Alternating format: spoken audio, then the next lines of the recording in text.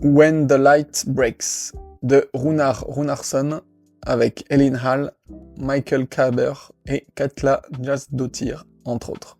Ça raconte l'histoire d'un groupe d'amis, et particulièrement d'une jeune femme, qui vont se retrouver en deuil suite à la mort d'un de leurs amis dans un terrible accident de tunnel en Islande. Le film va donc se concentrer sur la jeune femme, qui en fait était amoureuse de celui qui est mort, hein, et ils avaient des projets de partir ensemble. Sauf que, petit twist, cet homme qui est mort et était amoureux du personnage principal avait en fait déjà une copine. Du coup, le film va montrer comment ce groupe d'amis va faire face à ce deuil de leur ami, et plus particulièrement cette jeune femme qui va devoir faire son deuil de son chéri, de l'homme qu'elle aimait, tout en recueillant dans le groupe la copine du mec qui est mort. Et donc là où le film est subtil, c'est qu'il va montrer la douleur du personnage principal, tout en accueillant dans ce groupe endeuillé la copine de son chéri, et qui elle aussi est donc méga endeuillée. Je me suis pas mal ennuyé dans le film, je dois dire. Il dure que 1h20, et je pense que si on enlève les longueurs dans chaque scène, il peut durer 1 heure. Ça se voit qu'il y avait rien à raconter dans le film, parce que même en termes d'histoire, il ne se passe rien, et il y a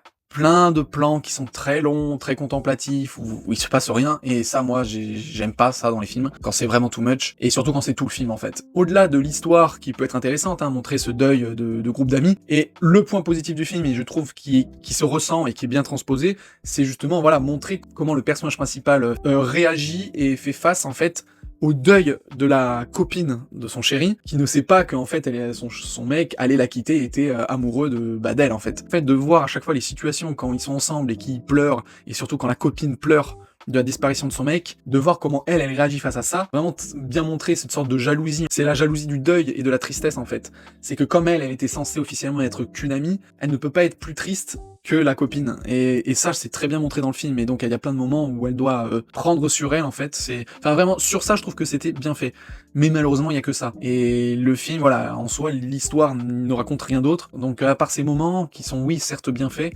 bah ouais, j'ai pas accroché quoi, je me suis quand même pas mal ennuyé. C'est dommage, est-ce qu'ils auraient pu en raconter plus aussi sur le film? Je ne sais pas. Comme j'ai dit, il dure que 1h20, donc c'est un film court, mais c'est déjà trop quoi, donc peut-être un court-métrage, enfin j'en sais rien. Mais du coup c'est dommage, parce que j'ai pas forcément accroché au film quoi.